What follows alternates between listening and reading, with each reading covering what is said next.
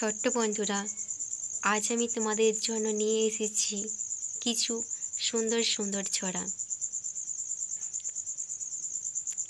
ছোট্ট বন্ধুরা, এক এক করে পড়ে শোনাবো, তোমরা মন দিয়ে শুনবে।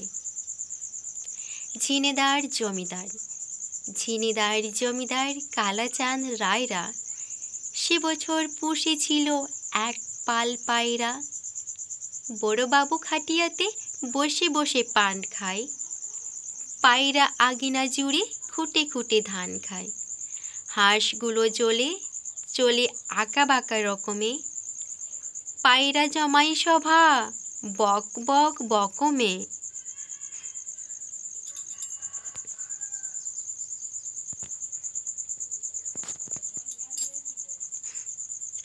বিস্কুট। কুটকুট বিস্কুট, মুট মুট বিস্কুট, যেথা রাখিল গিয়ে সেথা করে লুট লুট। কে খায় রে, কে খায় রে, শুনে দে ছুট ছুট।